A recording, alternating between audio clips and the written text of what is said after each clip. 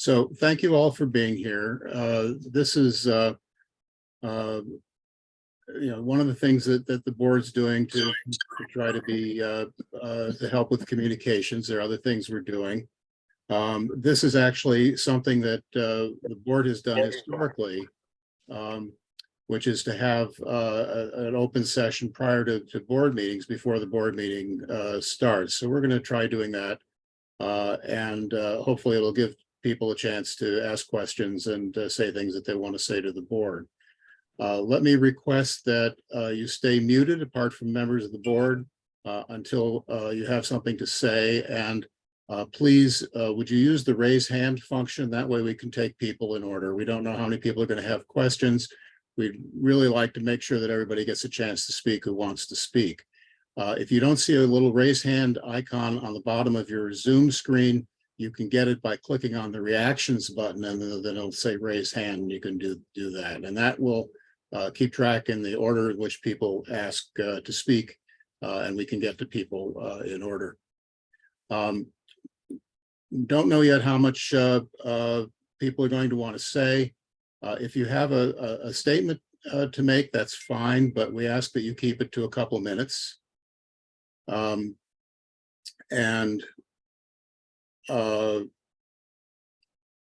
If you have a question and we're doing question and answer, that's fine. If you go on rather long and we have other people waiting, we're going to ask you to finish up so we can get on to everybody else. There will probably be some questions that we don't get to answer. We will make note of these and try to get the answers to you one way or another through the website or through email. So with that, maybe the board members would like to unmute themselves and just say their names so everybody knows who they are. I'm Jay Kaiser. I don't go by Samuel, but I can't change the name there because I'm using an MIT account. So, but call me Jay. I'm Paul Gosling and lived in River Court for about 8 years. I'm Jen Lin. I go by Jen, and I live in River Court for 20 plus years. So I'm the senior citizen here. And I've been on the board since last year.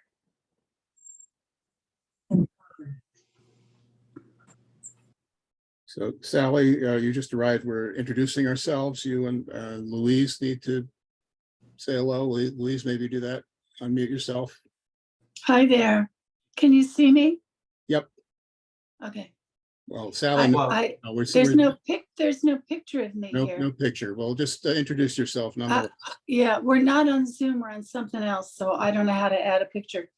Hi, I'm Sally. I live in 402. I've been on the board for 2 years. And I think Louise, you need to unmute yourself. You're muted. There we go. Hi, my name is Louise Venden, and I have lived here for 4.5 months, and I've been on the board for 2 months, and I am very familiar with River Court, and I'm really eager to hear what you have to say. Thank you. Okay, and I'm Dick Rubenstein. I'm the board chair. Do we have questions? Anybody like to say something or ask a question of the board? Raise your hand. Or we have a few people on phones without pictures. If you are not on a video call and nobody else is speaking, you could unmute and wave at me, and we'll acknowledge you.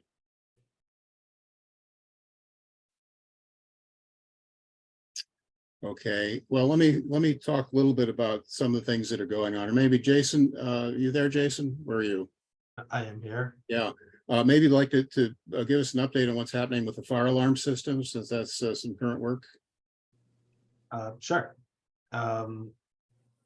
As all of you know, probably this project has been extended. It's taken longer than originally planned, and that's in part because of I think the board started the project at the end of 2019, and with the expectation that it would start in spring 2020, but COVID-19 started in spring 2020. So because of construction moratorium with the city of Cambridge, other, the state had some restrictions as well. Everything got obviously delayed. And then once we could start, we tried to do as much of the common area work up front, so that we wouldn't have to go into people's units. And then eventually we had to go into people's units, but then things of COVID, the situation with COVID was changed.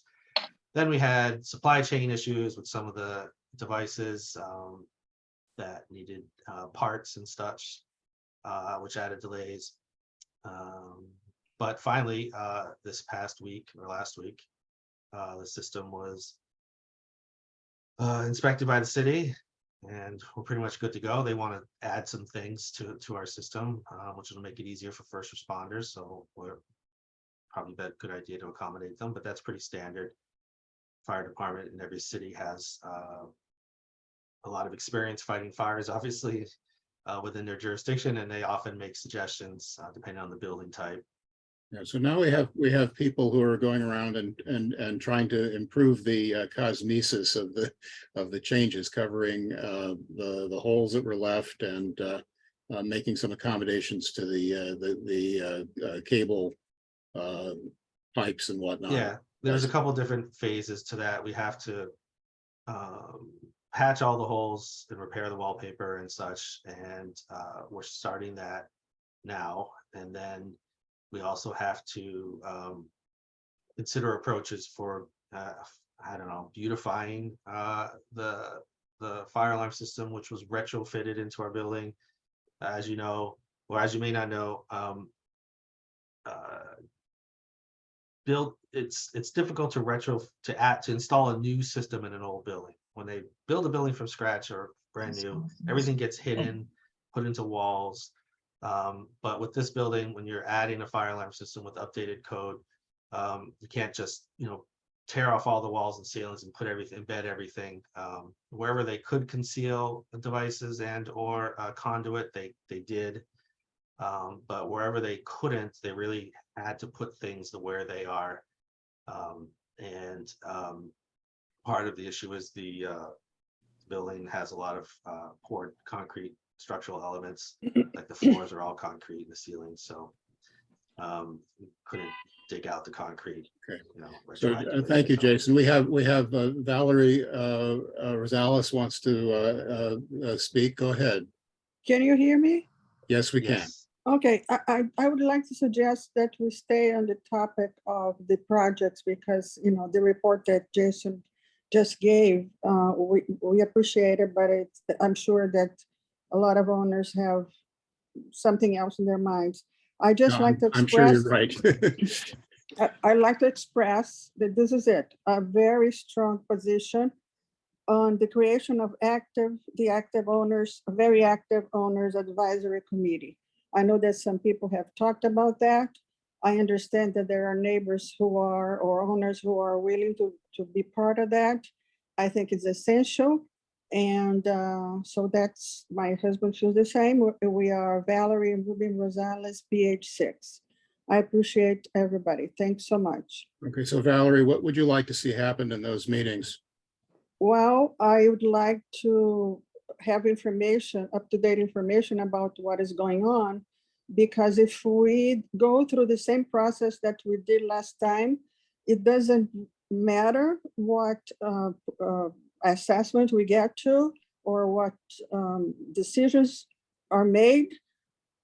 We are not going to agree, and it's not going to be a healthy situation for the building. We need to have participation of the owners, and there are a lot of people that I can think of right now that are willing to serve and are able to do so.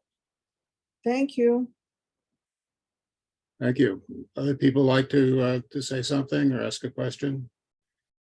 I can speak a little bit to the status of the project. Yeah, Sally?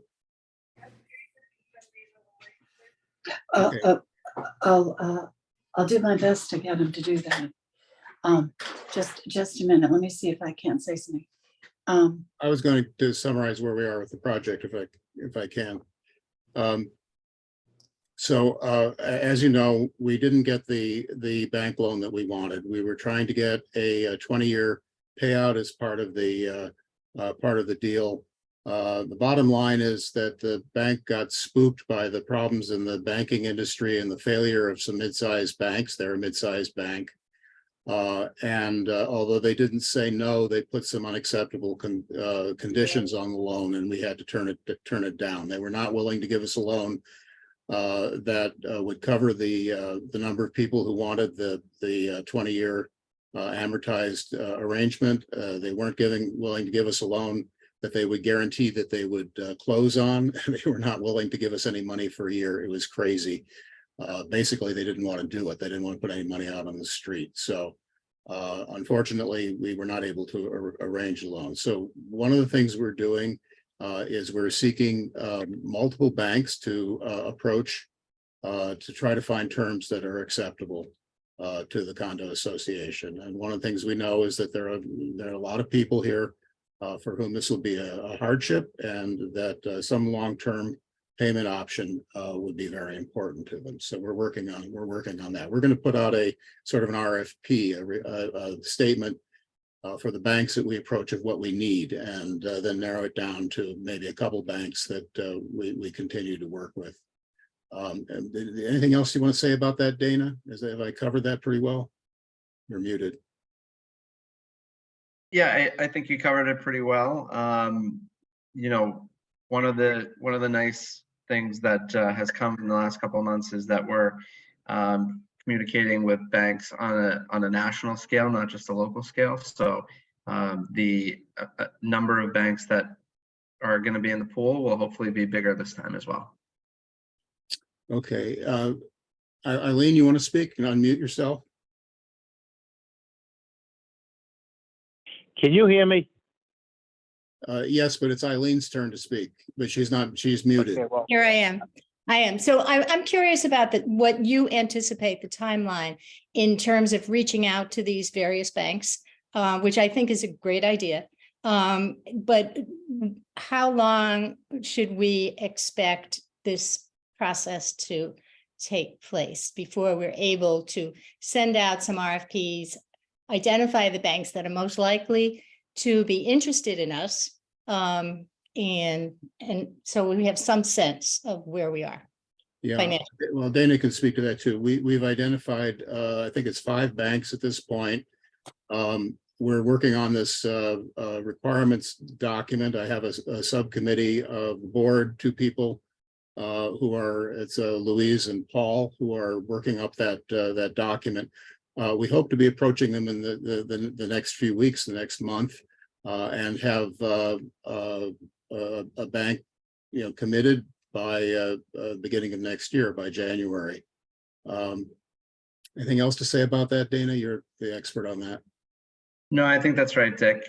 We'll be working on the RFP and approaching the banks and interviewing them, over these next few months. And then there will be a flushing out process and narrowing down, whittling down, and figuring out who's best for court, as Dick said, probably end of year, beginning of 2024. Yeah. The other thing that's going on, of course, is that because the project was delayed, we have to rebid the project. We don't know how that's going to come out. Some of the trades could end up being more expensive, the trade contracts, some less. We've been finding that the cost of construction in Cambridge, where it's competitive getting trade contracts. Our hope is that we'll be able to do it for much the same quotes, but we don't know what's going to happen. And the process that our contractors are, the CSL, the project managers, and Lee Kennedy, the construction managers do, is a thorough vetting of these proposals. There's a de-scoping, making sure there's nothing in it that shouldn't be there, making sure that the amounts that are quoted are appropriate to the particular purpose. So anyway, there's a big process there. I'm happy to tell you more about that and or have one of our experts describe that. In any event, we're aiming to reschedule in the warm weather next spring. It wouldn't make sense, even if we had the loan next month, it wouldn't make sense to start in the cold weather. That would be more expensive and inconvenient, to say the least. So we want to get the most out of the warm weather. So we're targeting early spring to do the staging and to begin the repair work. So at the moment, nothing much happening. Putting this out to bid probably can't happen until early next year. Generally, the bids are good for 60 days after you get them. So there's a little bit of wiggle room there, but that's the plan. So we're in a delaying position.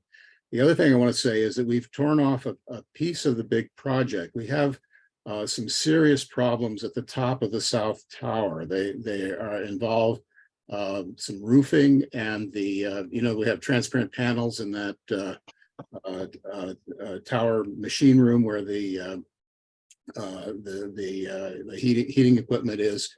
Those panels have failed. The result has been there's been water infiltration that worked its way down into units.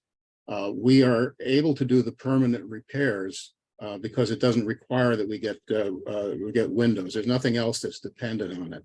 So we're currently getting a quote on doing that work, which will involve some scaffolding on the South Tower and probably a couple months of work. But this is we consider this to be the lesser of two evils. If we don't do it, we spend money on temporary repairs, which we've been doing a lot of. We've had a lot of temporary repairs because of infiltration, particularly in the South Tower. So this is a way of getting some of that repair work done and not waiting and allowing additional damage to happen there. Go back. I think we go back to the loan agreement with the banks for a second. One of the things that the bank was wanted more detail on how the breakdown would come from the community in relationship to the 20-year option, the 22-month option, and then anybody that would pay up front, which is probably unlikely. But that background in terms of understanding in a more detailed way for the bank is really important. So when we send out those surveys about the option that you would like to choose, it's really important that we get that back and make your choice so we can use that as solid data in the negotiations with the bank.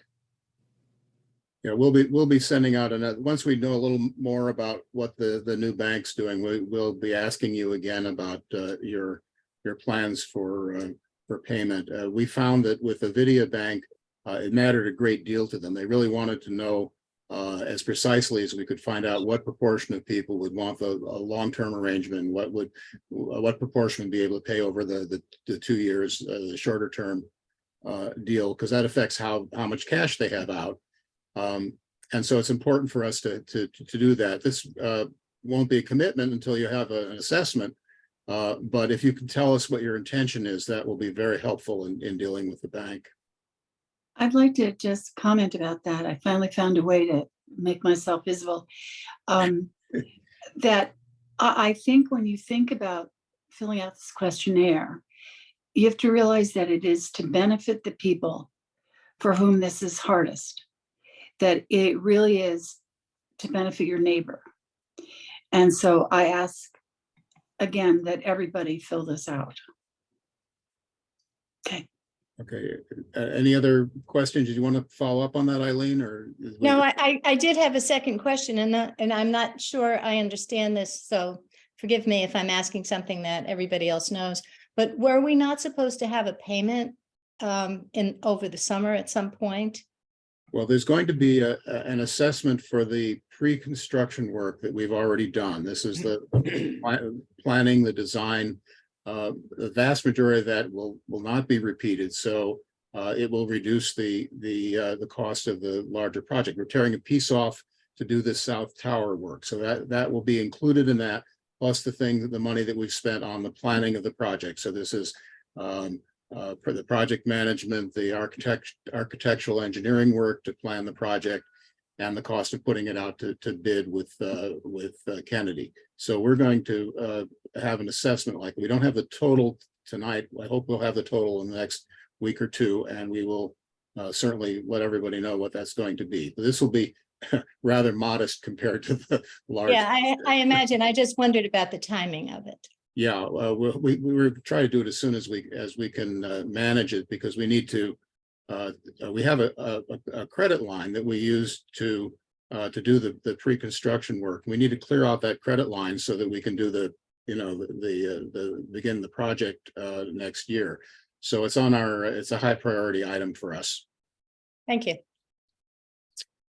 Do I Anybody get else to have talk? questions? Yeah, there's a question. Can from you the hear phone me? line. Yes, we can hear you. Okay, I got a couple questions. First of all, I listened to your meetings, how you arrived at your estimates. I listened to one meeting and someone telling me that it's $10,000 a window. I believe is your assessment, which was in my case 30,000. I own 1003. I find that a little high, considering that I'm in the construction business too, and I really don't like the way you're doing business. And I will be part of the active owners that will try to prevent this. I think $180,000 is a ludicrous assessment, and I think you should reassess the where you're going with this. You act like it's a done deal. Well, if I can become part of the owners association, we'll see if we can stop it. I thank you. Thank you. Could I just respond that I think that the number is referring to what's in a window opening. So for example, I'm in a unit with many windows, and almost all the openings have more than one window ganged together. And so when you hear a number of 10,000 per window, it's more likely that it's 10,000 per opening with several windows ganged together. That's the explanation that I have been given from our experts that I think needs clarity. Yeah, that's right. We have the numbers. The way the architects accounted for the windows is exactly as Sally has said. It's by the opening. That doesn't make a difference in terms of their classification, whether you have several panes in a window, or for that matter, a slider and a fixed pane. That may be one opening in the building, and so that's the way it's priced. Nonetheless, we understand the prices are high. Part of it is that we have windows that have to meet code. They're double glazed. They have low E coatings, and in some cases they're quite large. And so the windows themselves have been bid. That turns out to be, I don't know, maybe a quarter of the cost. Most of it's labor, because of course, the old window has to be taken out. There's molding and stuff to attend to. The new window has to be put in place. There's sealants and so on. And there's a certain amount of outside where you have to have somebody outside to receive it into the hole and deal with the flashing and so on. You should understand, though, that the cost of the windows doesn't include masonry work or the like on the outside. It's just that. Now, we've done this. This is a competitive bid, and frankly, we were dismayed at the cost as well. But these are custom-made windows. They have to match the outside of the building. They have to be the color of the rest of the metalwork on in the building, and they have to meet the code. Cambridge has just upgraded their building codes, and that's one of the things that may raise the cost of the windows, because if we had gotten in before that, we would have been under the old rules. But there's going to be a new set of rules that will affect the bids for the windows for this next round. We don't know what that's going to do to the cost, but we'll find out. Other questions or comments? Just because scaffolding is a major piece of the scaffolding that's going to be required to fix around the windows and in the facade of the windows as well is all part of it. It's a very, it's a very elaborate, it's a much more elaborate than just plopping in a window in the opening. Yeah, it's complicated, and as we've said before, it's a blessing and a curse that we have a really interesting building.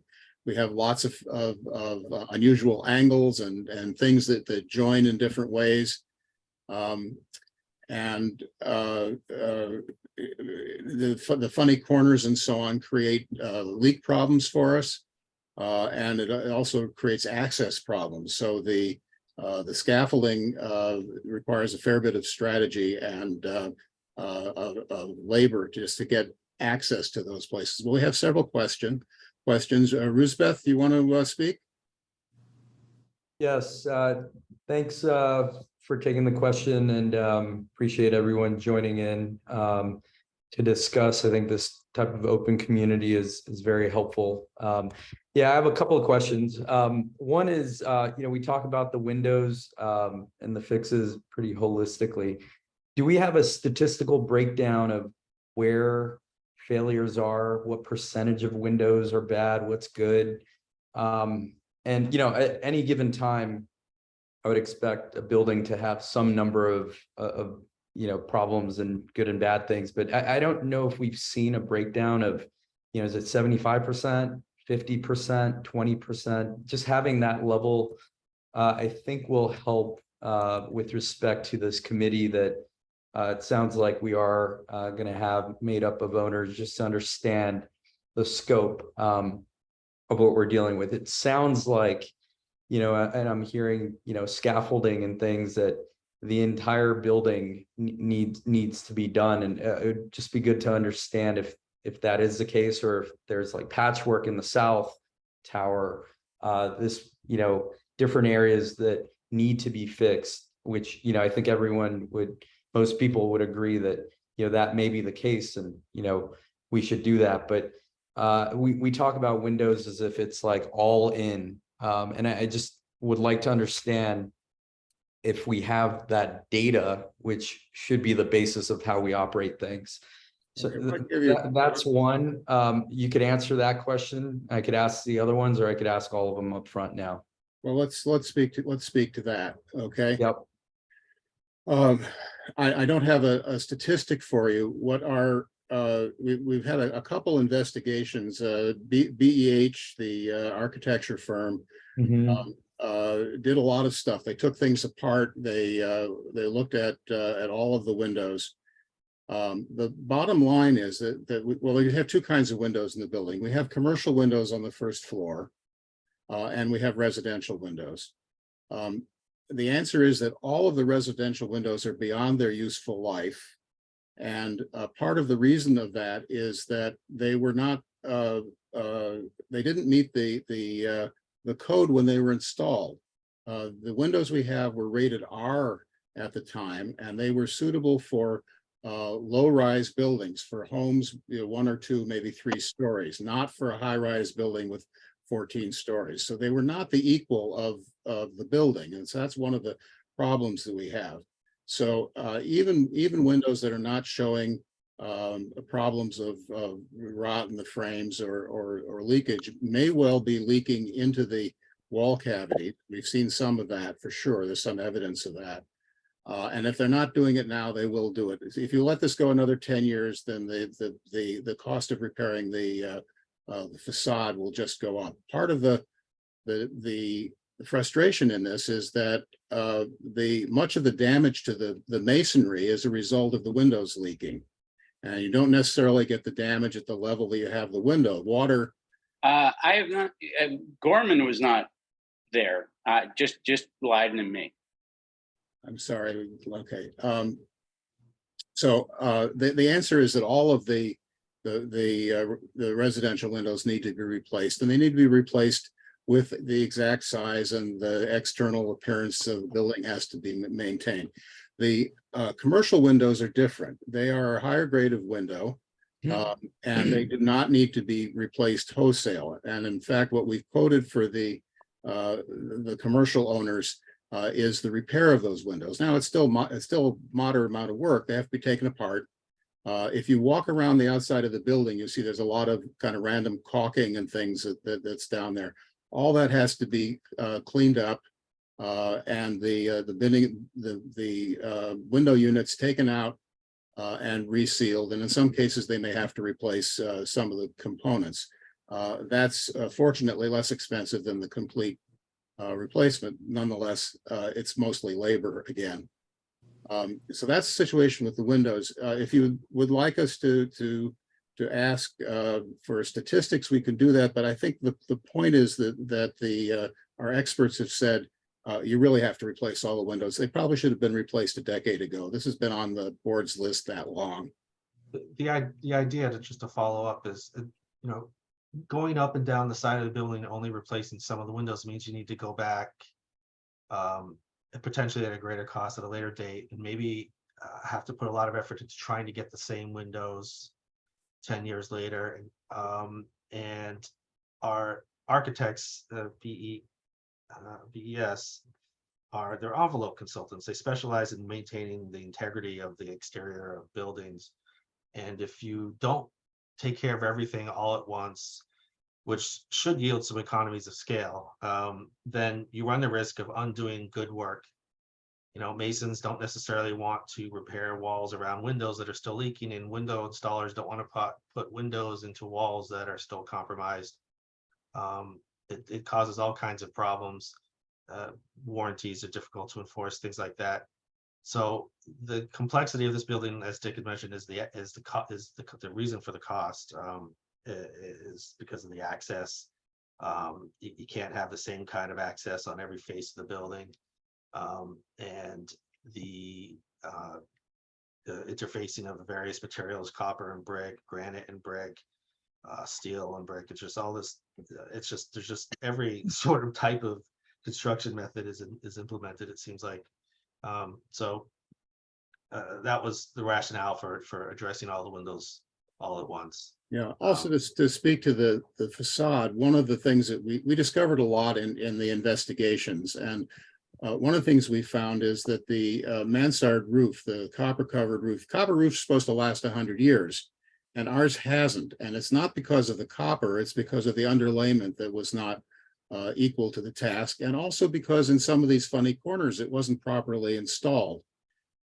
So this is a legacy from a builder that went bankrupt while they were building the building. And we've gotten by to this point, but we've started seeing problems with leaks associated with that mansard roof.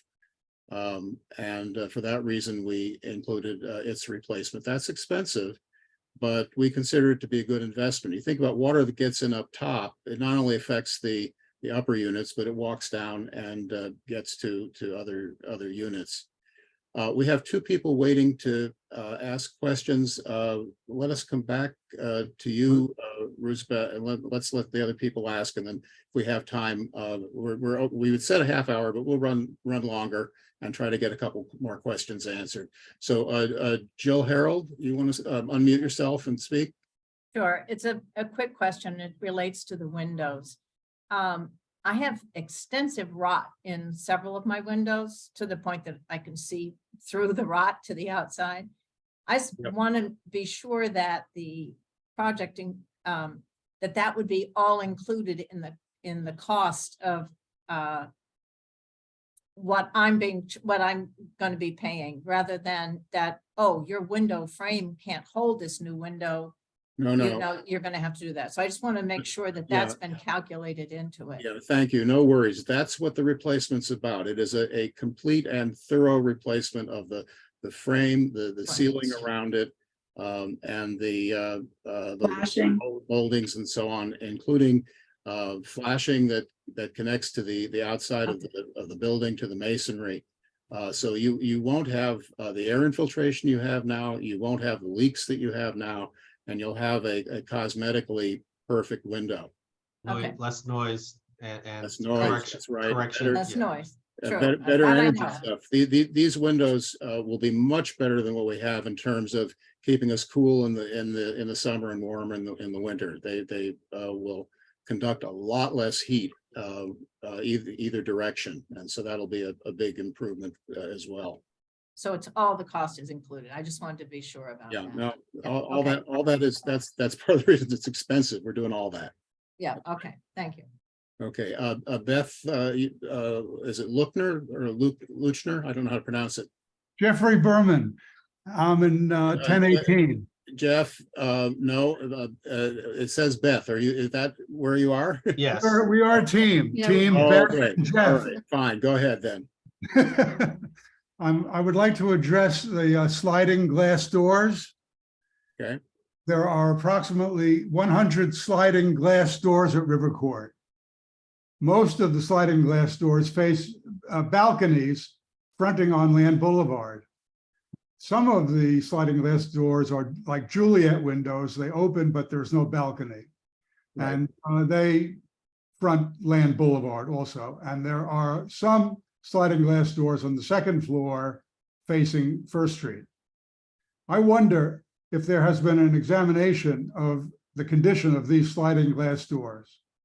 My understanding is that they may be useful for as long as 60 years.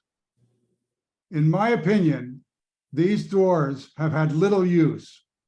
For one thing, the balconies facing Land Boulevard are prone to get dirty due to road traffic. And for that reason, I believe unit owners make very little use of these sliding glass doors facing Land Boulevard. I believe that the Juliet windows, being a design feature, are probably rarely opened. I understand that some unit owners have experienced leakage from the sliding glass doors, and I would be interested to hear about the remediation. The above assumptions that I have just given could be the basis for an audit of the 100 sliding glass doors. If they are found to be functional, it would be considered to be a waste of time and money to replace them. I would argue that the outward finish of these doors, if we keep them, could be made to be consistent with the exterior finish of the replacement windows that are going in. While the cost of buying a replacement sliding glass door is no doubt high, the cost of removing the existing doors and then installing new doors is bound to be extremely high. Could you give us some background on the costs as they pertain to the sliding glass doors in particular? And furthermore, finally, I think that we should consider the disruption to unit owners of the construction associated with these sliding glass doors. Maybe we could avoid this. Thank you.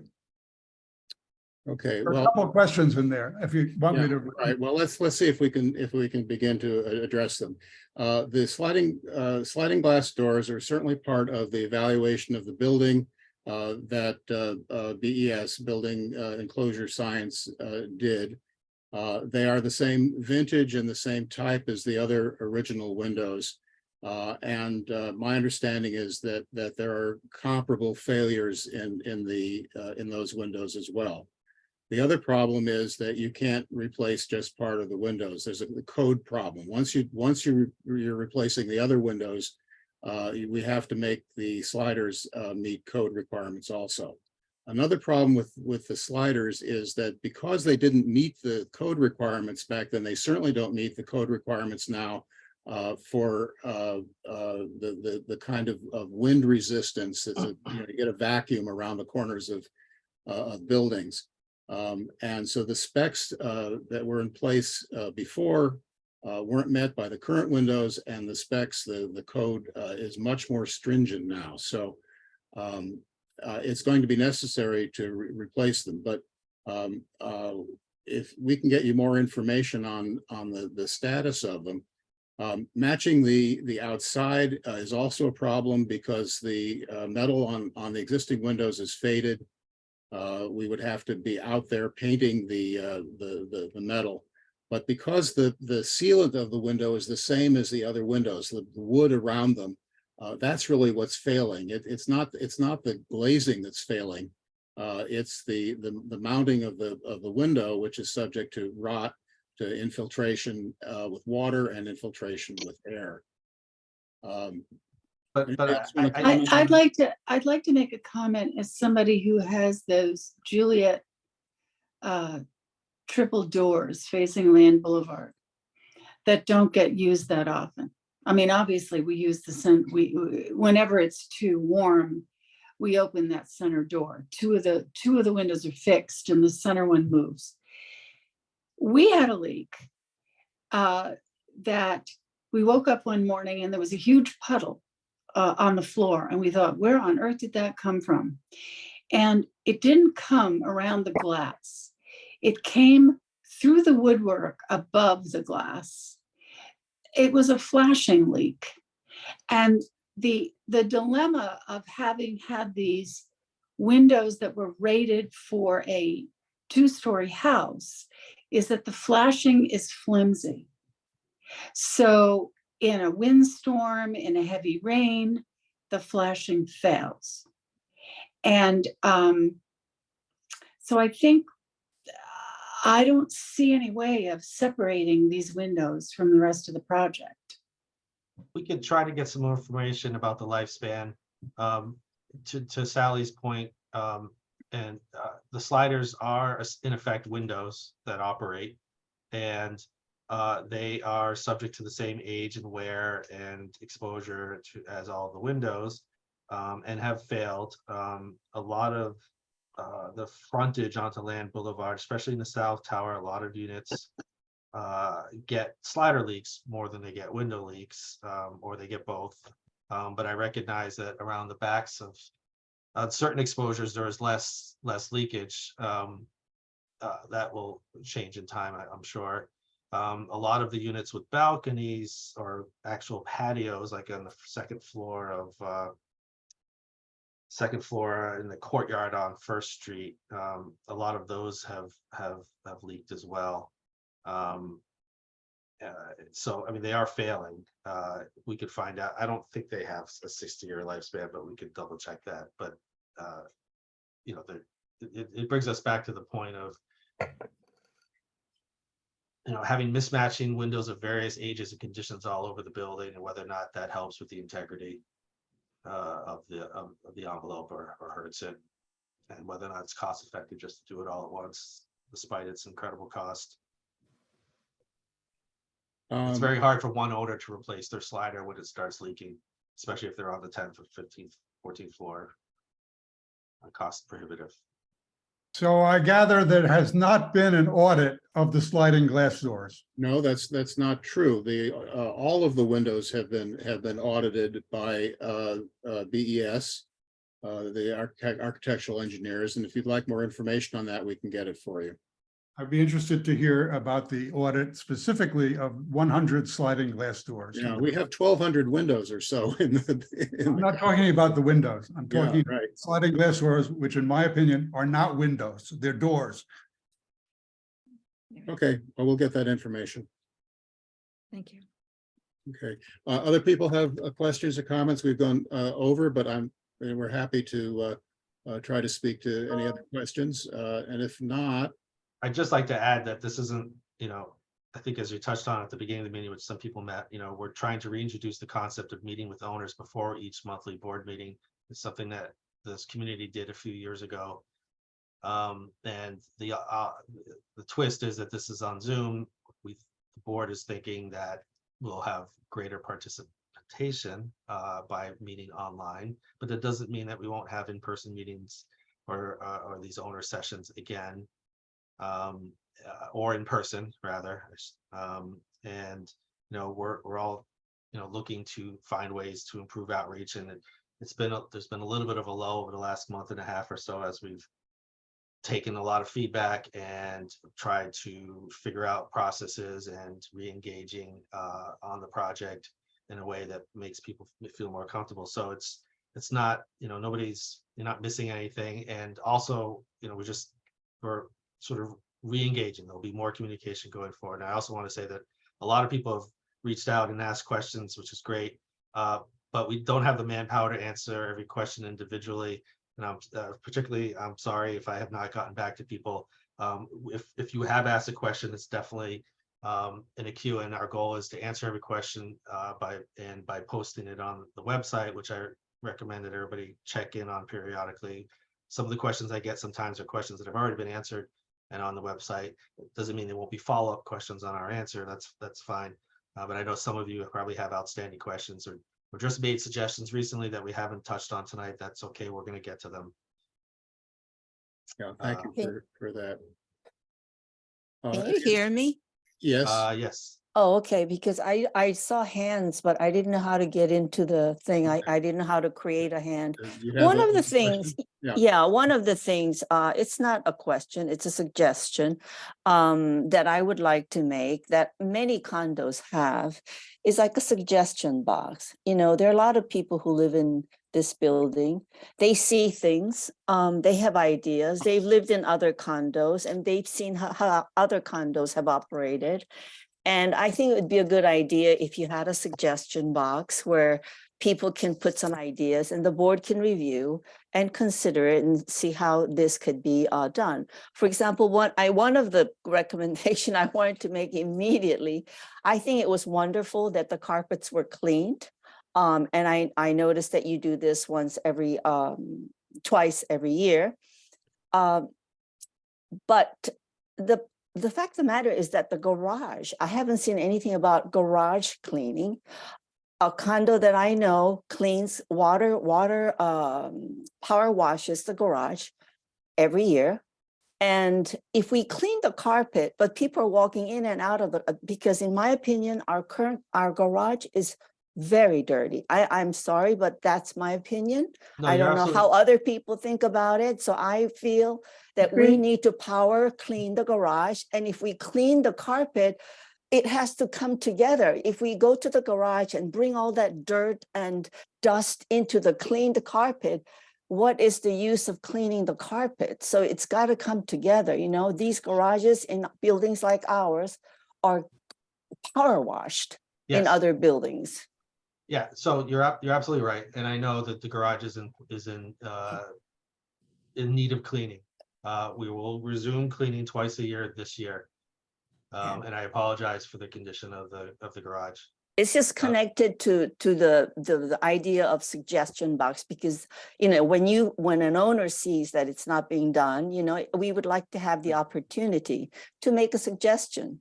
Yeah, Yeah, that's great. no. I think that's something we should do. That's a good idea. I agree. And it could be, right, we could find a way to answer it at these sessions or post, Yeah. post it. We'll figure I it think out. we have time for one more question. Roosevelt, you had another question. Yeah, You're muted. I agree with Sunmi on that. You know, it's just good best practices, good upkeeping. I think the sentiment that we're hearing, you know, whether it's the sliding doors, it all goes back to having some kind of committee of folks, owners who, you know, have certain skin in the game to evaluate things at a level that may lead to cost savings, because, you know, right now things are astronomically high. So and based on what we're hearing is that's what it is. And, you know, one of the points, like clarification on this, if we have it, one of the points was if we install new windows in 20 years, we're going to have to replace those again. Is that, did I No, hear that that is right? that is not the expectation. Part of the reason that our windows only lasted, 20 some years was that they weren't equal to the job in the first place. We're talking about windows that are intended for this kind of high-rise building. The other problem, of course, is that the windows can be damaged by defects in the masonry of the facade and other problems Correct. in the facade, and those are going to be repaired at the same time. So Yeah. my expectation is we're talking 30 or 40 years and maybe spot repairs at that point, not a total redo of the windows. That's Yeah, a situation that we inherited that shouldn't happen, Yeah, the architect spoke on this at the owners meeting we had. I can't remember. We'll revisit it. This isn't. It was the second webinar. Yeah, there isn't an expectation that every every 2 decades will be up outside the building again for the windows. They should last much longer than that. Yeah, there's something else I forgot, but we covered this before, but we could, we'll dig it up and sort of treat it as a new question. And Okay, Yeah, no, my reason for bringing it up is I think contractors would love to keep replacing stuff and keep fixing things, but we have to think about things from an economical standpoint and what needs to be done.